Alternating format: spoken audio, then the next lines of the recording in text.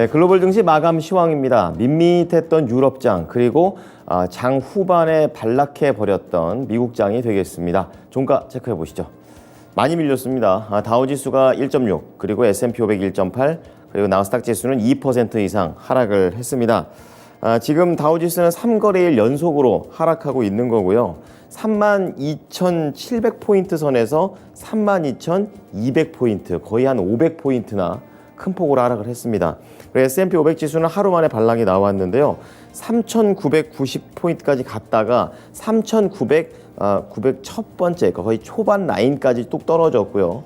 나스닥은 지금 12,000선을 깨고 내려온 지 그 이후에 더 내려가는 하락입니다. 지금 장대 음봉을 기록하게 되면서 주요 지수들 중에서 가장 부진한 흐름이었습니다. 자, 이어서 섹터와 업종별 흐름 보겠는데요. 상황이 이렇다 보니까 전 섹터가 하락을 했습니다. 어제 0.1% 간신히 상승으로 돌렸는데 하루 만에 지금 1.8% 하락을 했습니다. 그 중에서도 압도적으로 금융이 많이 밀렸습니다. 4.1%. 나머지가 한 2%대 하락을 보이면서 그나마 시장에서는 유틸리티나 필수 소비재가 선방을 하는 흐름이었습니다. 종목별 흐름으로 넘어가 보겠습니다. 금융주가 부진했고요. 일부 종목들한테만 좀 강하게 차별화 장세가 나왔었는데요. 우선 은행 관련된 종목들 보셔야겠습니다. 이날 대형은행 그리고 중소형은행 가릴 것 없이 큰 폭의 하락세를 보였는데요. 실버게이트 파산과 관련된 그런 움직임이 나오게 되면서 은행권에 대한 불안감을 아주 크게 자극을 했습니다. 지방은행들이 직격탄을 입게 됐는데요.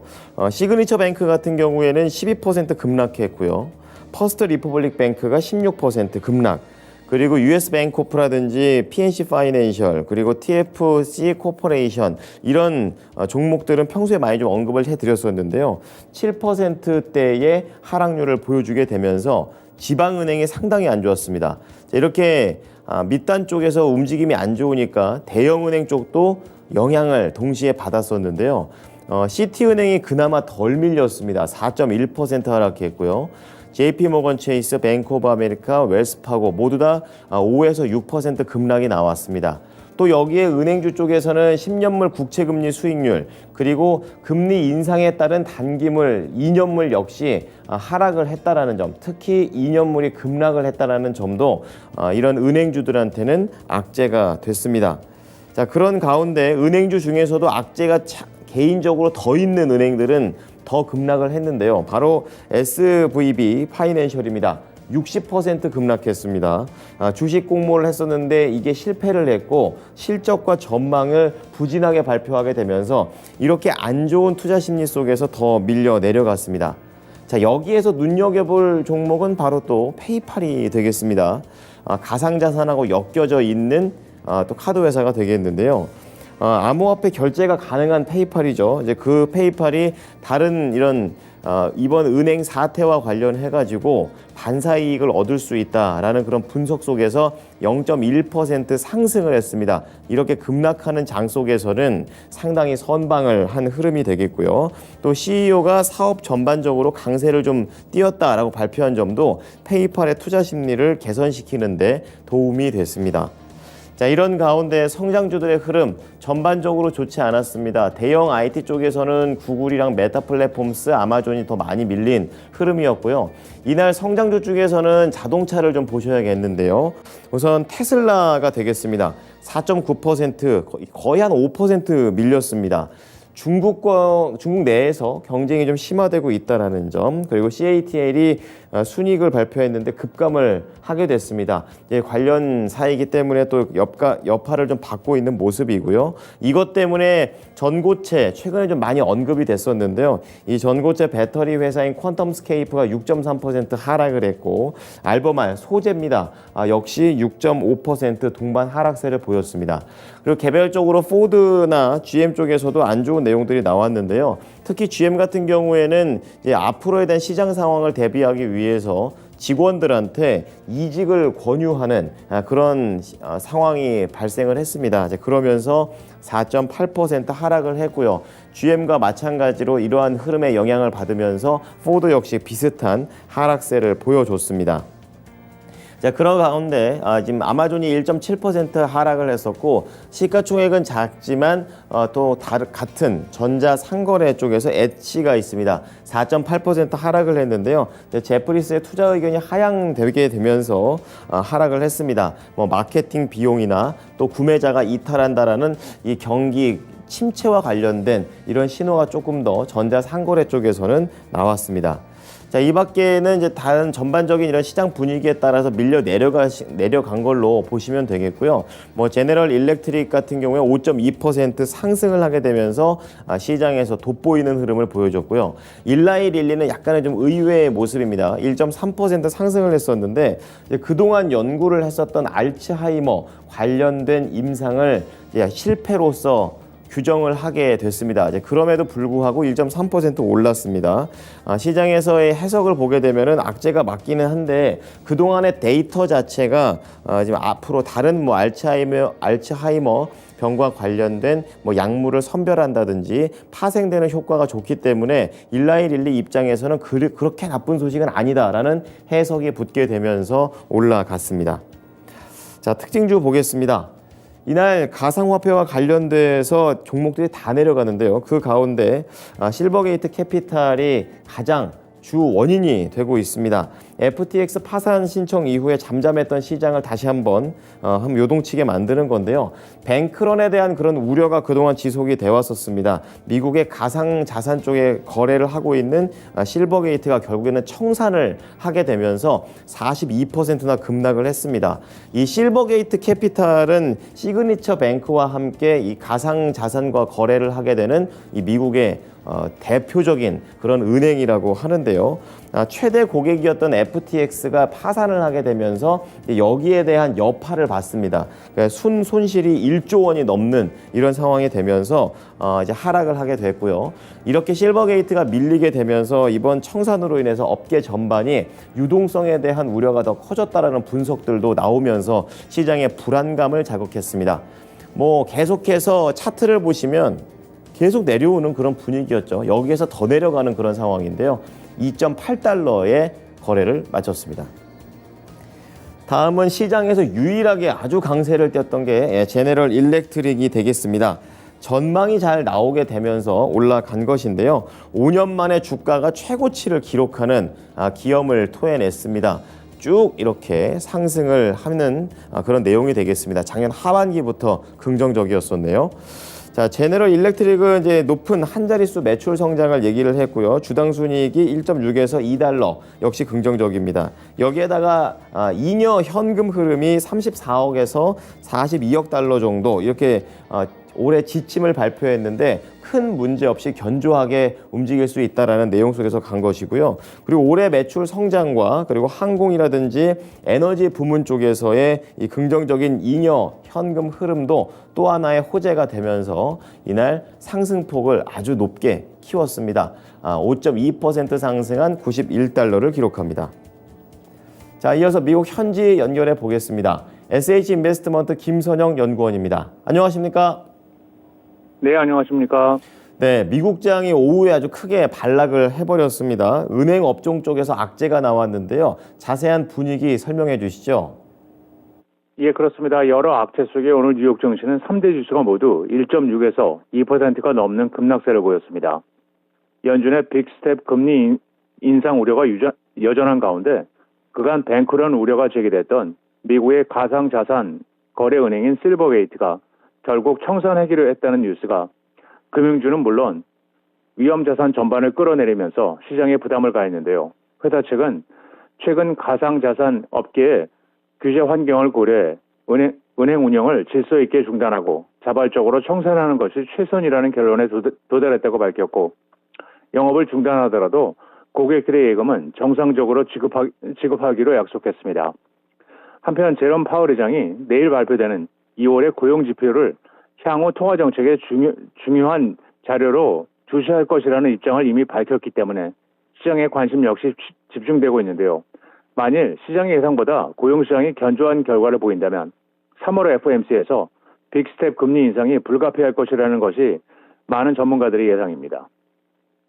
네, 금리에 대한 우려에다가 또 가상자산에 대한 우려까지 겹쳤었던 하루가 됐네요. 자, 이어서 이슈 좀 자세히 보겠는데요. 자, 여기에도 또 하나의 또 투자 심리를 흔들 수 있는 그런 재료였던 것 같습니다. 미국 당국이 이 연방 정부와 관련된 적자가 좀 심한 상황인데 이거를 타개할 만한 방법을 제시했습니다. 어떻게 나왔나요? 네, 그렇습니다. 조 바이든 미국 대통령이 고소득층과 기업들을 대상으로 세금을 걷어 향후 10년간 연방정부의 적자를 약 3조 달러 줄여나가겠다는 목표를 제시했다는 소식 역시 오늘 시장에는 부담으로 작용했습니다. 공화당이 하원을 장악한 상황에서 이 법안이 통과될 가능성은 매우 낮지만 내년 대선을 앞두고 트럼프식 감세를 되돌리고 바이든식 경제정책을 선명하게 드러냈다는 분석인데요. 백악관은 오늘 9일 공포하는 2024년 회계연도 예산안에 억만장자와 고소득층, 기업에 대한 증세 카드를 담을 전망이며 가장 눈에 띄는 부자 증세는 상위 0.01%의 자산가들을 대상으로 이른바 억만장자세를 도입한다는 내용입니다.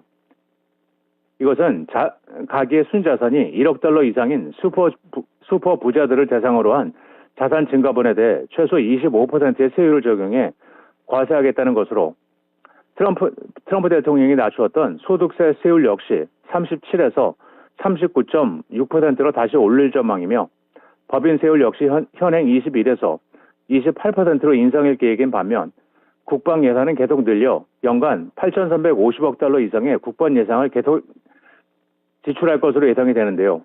러시아의 우크라이나 침공이 계속되고 있는 데다 중국과의 긴장이 고조된 상황에서 국방 예산은 지속적으로 늘리겠다는 계획인 것으로 알려지고 있습니다. 네, 자 예산 통과도 좀 쉽지 않겠다라는 시장의 분석들이 있더라고요. 자, 다음 이슈도 보도록 하겠습니다. 실업 청구자 수가 발표가 됐는데요. 내용이 어땠습니까? 예, 미국의 지난주 신규 실업수당 청구 건수가 10주 만에 최대치를 기록했다는 소식입니다. 노동부는 지난주 신규 실업 청구 건수가 21만 1000건을 기록했다고 발표했는데요. 이는 8주 만에 20만 건을 웃돈 것으로 시장 예상치였던 19만 5천 건을 상회한 것으로 이전 최대치는 10주 전인 지난해 12월 18일부터 24일 주간에 집계됐던 22만 5천 건이었습니다. 신규 실업 청구 건수는 실업 현황을 파악하는 지표 중 하나로 코로나19 유행이 한창이던 20년 4월 686만 7천 건까지 치솟기도 했지만 지난해 들어서는 30만 건을 밑돌면서 미국 노동시장의 탄탄함을 보여주고 있었는데요. 2주 이상 실업수당을 청구한 사람의 수를 반영한 연속 실업수당 청구 건수는 171만 8천 건으로 이 또한 예상치였던 165만 9천 건과 이전주에 164만 9천 건을 웃돌면서 2021년 12월 말 이후 약 1년 2개월 만에 가장 높은 수치를 보인 것으로 나타나고 있습니다. 네, 자 계속해서 고용 지표가 나오고 있는 상황 시장에서는 주목하고 있습니다. 자 다음 종목인데요, 우버 테크놀로지입니다. 대표적인 이 공유 차량 이런 관련된 내용인데요. 이제는 회사가 선택과 집중을 한다고요. 예, 그렇습니다. 차량 공유업체 우버 테크놀로지스가 화물 운송 사업부인 우버 프레이트를 별도 회사로 분할해 IPO를 하거나 아예 매각하는 방안을 검토 중이라는 뉴스 속에 오늘 우버의 주식은 4.9% 하락해 32달러 32센트 거래를 마쳤습니다. 회사의 사업은 크게 승차 공유 서비스인 우버와 음식 배달 서비스인 우버이스 그리고 우버 프레이트로 나뉘며 이 가운데 우버 프레이트는 화물차 운전자의 화주를 연결해주는 서비스를 제공하고 있는데요. 우버 측은 2017년 우버 프레이트 서비스를 시작하면서 화물 운송 사업으로도 사업 영역을 넓히려 했지만 최근 연료비는 크게 상승한 가운데 화물차 공급이 늘면서 운임이 오히려 낮아져 우버 프레이트는 회사의 골칫거리가 되고 있는 상황입니다. 네, 자 내일 예정되어 있는 경제 지표 그리고 실적 발표될 기업들은 어떤 게 있을까요? 예, 마지막으로 내일은 앞서 말씀드린 대로 연방노동부의 2월 비농업 부분 고용지표와 실업률이 발표되며 시장 예상은 22만 5천 건의 고용 증가와 3.4%의 실업률이며 2월 중 시간당 평균 임금은 전달 대비 0.4%, 전년 동기 대비 약 4.8%의 상승을 예상하고 있으며 이어 버클 잉크, 타겟 호스피탈러티 그룹, 스페리어 드릴링, 보드 글로벌 잉크, 지니어스 스포츠 LTD, 라이언 일렉트릭, 그리고 징코 솔라 홀딩이 지난 분기 실적을 발표합니다. 네, 지금까지 SH인베스트먼트 김선영 연구원이었습니다. 한 주 동안 고생 많으셨습니다. 예, 감사합니다. 자, 이어서 유럽 넘어가겠습니다. 미국 증시에 비해서 유럽은 밋밋한 하루를 보냈습니다. 계속해서 약간 시차를 좀 더 약간 뒤에 받으면서 가는 움직임인데요.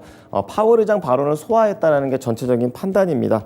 이날 큰 변동성도 없었고요. 닥스 같은 경우에는 0.01, 그리고 프랑스가 0.1, 영국이 0.6% 이렇게 하락을 하는 모습이었었고요. 장 마칠 때까지 이제 미국의 또 중요한 경제 지표들이 또 예정되어 있기 때문에 고용 지표를 보면서 계속해서 눈치 보기 장세가 이어졌습니다.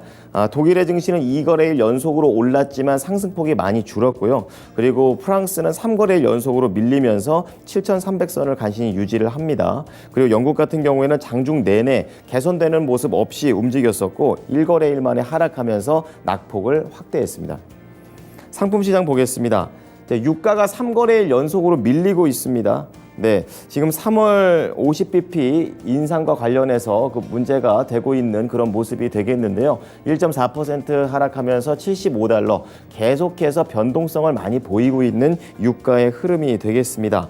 구리 가격 보겠습니다. 경기에 대한 그런 우려 속에서도 계속 하루 단위로 변동성을 보이고 있는 그런 흐름입니다. 어제 상승을 했지만 간밤에 다시 한번 하락으로 되돌림을 보여주게 되면서 8,000달러 후반에서 거래가 되고 있고요. 이제 금값은 달러 약세에 따라서 올라갑니다. 0.9% 올라갔고 이날 달러 인덱스는 0.3% 하락을 하면서 4거래일 만에 반락이 됐습니다. 하지만 여전히 105달러대이기 때문에 부담스러운 수치라는 점 시장에서는 받아들였습니다. 마지막으로 10년물 국채금리 수익률은 6.7bp 하락하면서 이제 3.9% 초반까지 내려와 있고요. 단기물인 2년물은 이날 국채금리 이제 금리 인상에 대한 그런 부분들이 어느 정도 상쇄가 되는 부분도 있었었고 2년물이 급등을 했었기 때문에 무려 19bp나 하락을 하는 급락하는 모습이 나왔습니다. 오른 만큼 낙폭도 컸습니다. 네, 지금까지 글로벌 증시 마감 시황이었습니다.